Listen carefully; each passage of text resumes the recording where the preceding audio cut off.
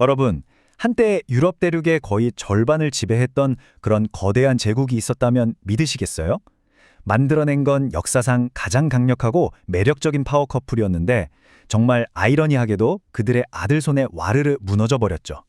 자, 오늘 바로 그 잊혀진 초강대국 앙주 제국의 아주 드라마틱한 이야기를 한번 파헤쳐 보겠습니다. 잉글랜드가 프랑스 땅의 절반을 지배했다. 이게 무슨 소리냐 싶으시죠? 이게 그냥 소설 같은 얘기가 아니에요. 지금으로부터 한 800년 전에는 이게 진짜 현실이었습니다. 이 사실 하나만 딱 봐도 이 앙주 제국이라는 게 도대체 얼마나 어마어마한 규모였는지 감이 오실 겁니다. 자, 그럼 본격적으로 한번 들어가 볼까요? 먼저 이 앙주 제국이란 이름부터 좀 짚고 넘어가야 할 게 있어요. 사실 여기엔 좀 재미있는 비밀이 숨어 있거든요. 왜 다들 이 엄청난 나라를 두고 제국이긴 한데 진짜 제국은 아니다, 이런 식으로 얘기하는 걸까요? 네, 바로 이겁니다. 앙주 제국이라는 말 자체가 사실은 나중에, 훨씬 나중에 역사가들이 편의상 붙인 이름이라는 거죠. 제가 이걸 왜 강조하냐면 그 당시 사람들은 자기들이 앙주 제국에 산다고 생각조차 안 했다는 거예요. 아예 이 넓은 땅을 하나로 묶어서 부르는 이름이 없었어요. 신기하죠? 바로 이 시점에서 앙주 제국의 가장 큰 모순점이 드러나는 거예요. 한번 상상해 보세요. 나라는 엄청나게 큰데 그걸 하나로 묶는 법이나 정부가 없어요. 우리는 한 나라 사람이다 하는 생각도 없고요. 그럼 뭐가 이 땅들을 묶어줬을까요? 딱 하나, 바로 왕, 그 한 사람에 대한 충성심뿐이었어요. 그러니까 이건 뭐랄까 되게 아슬아슬한 연합체 같은 거였죠. 그리고 이게 나중에 이 제국이 와르르 무너지는 결정적인 이유가 됩니다. 아니, 이렇게 불안정한 구조인데 도대체 어떻게 이런 우연의 제국이 만들어질 수 있었을까요? 그 시작점에는요, 정말 중세 역사상 가장 강력하고 매력적인 파워 커플이 있었습니다. 바로 헨리 2세와 아키텐의 엘레오노르. 이 두 사람의 이야기입니다. 헨리 2세가 왕이 되는 과정은 정말 한 편의 영화 같아요. 모든 게 혼돈 그 자체였거든요. 시작은 이랬습니다. 잉글랜드의 유일한 왕위 계승자가 갑자기 배사고로 죽어버려요. 그러면서 나라가 완전히 뒤집어집니다. 거의 20년 동안 왕위 다툼으로 피바람이 부는 내전. 역사가들은 이걸 무정부 시대라고 부르는데요. 바로 이 칠흑 같은 혼란 속에서 젊은 헨리가 딱 하고 기회를 잡은 거죠. 그리고 이 결혼, 이게 진짜 세계의 결혼이었어요. 헨리가 가지고 있던 땅에다가 당시 유럽 최고 상속녀였던 엘레오노르가 다스리던 프랑스 남서부에 어마어마한 영토가 더해진 겁니다. 결과가 어땠을까요? 이 둘의 개인 땅을 합치니까 정작 자기들의 공식적인 주군인 프랑스 왕의 땅보다 몇 배는 더 커져버린 거예요. 정말 말도 안 되는 상황이 벌어진 거죠. 당시 한 역사 기록가가 남긴 이 말이 정말 모든 걸 말해줍니다.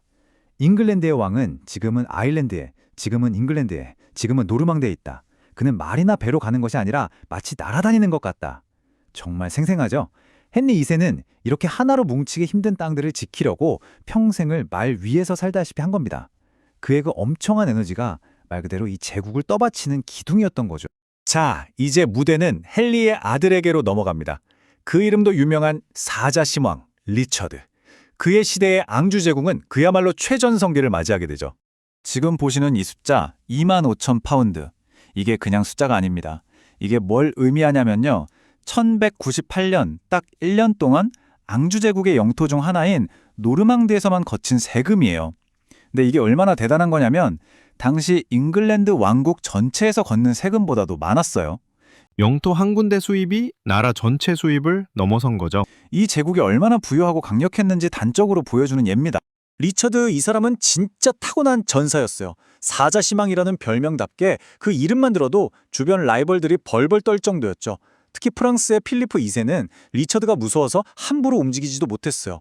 그런데 그의 치세는 영광스러웠지만 동시에 늘 위태로웠습니다.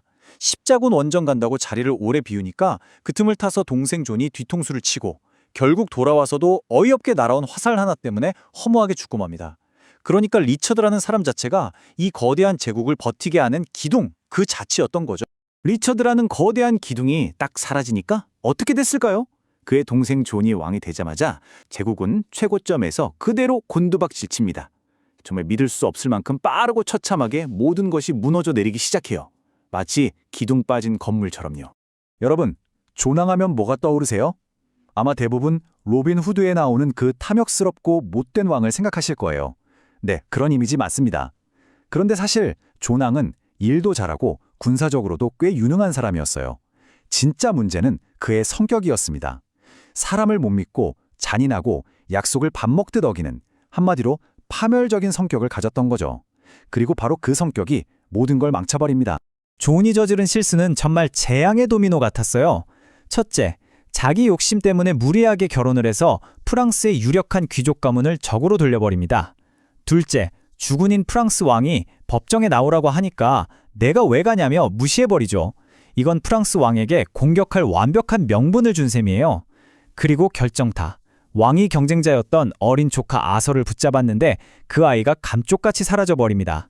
모두가 존이 죽였다고 의심했고 이 사건으로 그를 따르던 사람들마저 등을 돌리기 시작한 거죠. 그 결과는 보시는 것처럼 처참했습니다. 불과 몇 년, 정말 눈 깜짝할 사이에 제국의 심장이자 돈줄이었던 노르망디와 앙주를 전부 프랑스에 뺏겨버려요. 이 무너지는 속도가 정말 믿기지 않을 정도였어요. 말 그대로 한순간에 제국의 반쪽이 공중분해된 겁니다. 그리고 1214년 운명의 날이 밝습니다. 바로 부빈 전투입니다. 이건 존에게 있어서 마지막 기회, 모든 걸 건 최후의 도박이었어요. 잃어버린 땅을 되찾기 위한 회심의 일격이었죠. 하지만 결과는요? 완벽한 그리고 처참한 패배였습니다. 이 전투 한 번으로 앙주 제국이 프랑스 대륙의 영토를 되찾는다는 건 영원히 불가능한 꿈이 되어버렸죠. 자, 이렇게 앙주 제국은 역사 속으로 사라졌습니다. 하지만 이야기는 여기서 끝나지 않아요.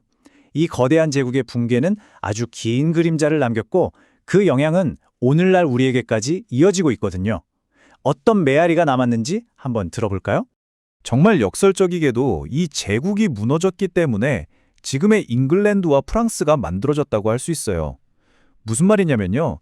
프랑스 땅을 다 잃어버린 잉글랜드는 이제 어쩔 수 없이 섬나라인 잉글랜드 자체에 집중하게 되면서 고유의 정체성을 키워나갔고요. 반대로 프랑스는 거추장스러운 존재가 사라지니까 강력한 중앙 집권 국가로 쭉쭉 뻗어나갈 수 있었죠. 그리고 재밌는 건 사자 시몬 리처드가 쓰던 저 3마리 사자 문양 있죠? 저게 아직도 잉글랜드의 상징으로 남아 그 화려했던 시절을 희미하게나마 기억하게 해주고 있다는 겁니다. 자, 오늘 이야기를 마무리하면서 여러분께 이 질문을 한번 던져보고 싶습니다. 만약에요, 정말 만약에 존이란 한 사람의 그 치명적인 결점 때문에 이 제국이 무너지지 않았다면 지금 우리가 보는 유럽의 지도는 과연 어떤 모습일까요? 한 가족의 내부 문제, 한 사람의 성격이 역사의 물줄기를 통째로 바꿔놓을 수도 있다는 것, 정말 많은 생각을 하게 만들지 않나요? 이 썰에 대한 여러분의 생각은 어떠신가요? 댓글로 남겨주세요. 더 흥미로운 썰을 위해 구독과 좋아요라는 수사비를 지원해주세요. 다음에 뵙겠습니다.